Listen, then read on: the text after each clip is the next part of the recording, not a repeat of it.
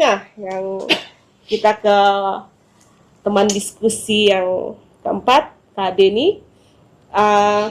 Secara singkat, Kak Denny ini mungkin sudah malang melintang di Sumba secara umum dan Sumba Timur untuk melihat kondisi, ya, untuk mempelajari lah kondisi di Sumba Timur. Nah, mungkin pertanyaan saya pengen tahu saja sih bagaimana sih dinamika masyarakat di Sumba Timur saat ini untuk dalam merespon perubahan iklim atau seperti tadi bilang krisis iklim. Seperti apa sih?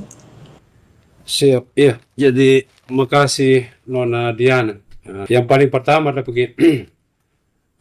Ya, kalau secara sebetulnya kami ini termasuk masyarakat, begitu. Jadi beda Iya. dengan umum mereka.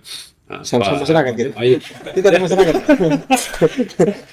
Jadi ya dalam forum ini mungkin saya mengatasnamakan teman-teman NGO. Memang secara kelembagaan ya perkenalan pertama kami dengan misalnya isu perubahan iklim itu sekitar tahun 2011, begitu ya.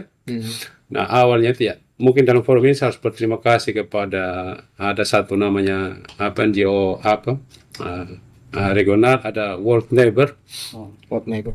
Jadi tahun 2011 itu kami sudah dilatih untuk menjadi fasilitator perubahan iklim.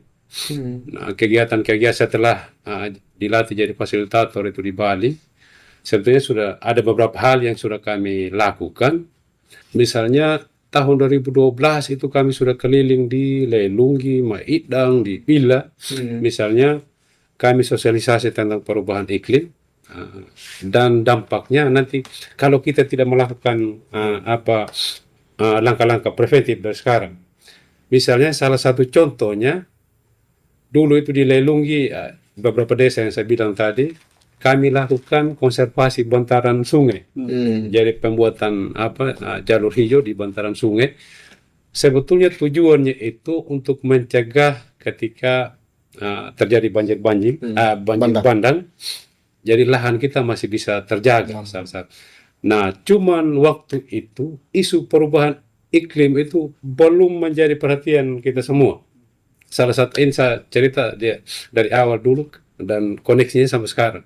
Nah, salah satu contoh yang kami lakukan misalnya di belakang pasar Lelungi, itu dari atas sampai ke bawah sampai ke hilir itu kami beramai-ramai dengan masyarakat untuk lakukan konservasi bantaran sungai.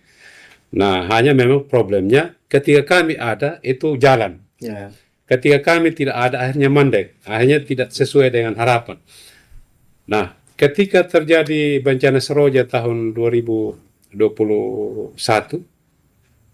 yang terjadi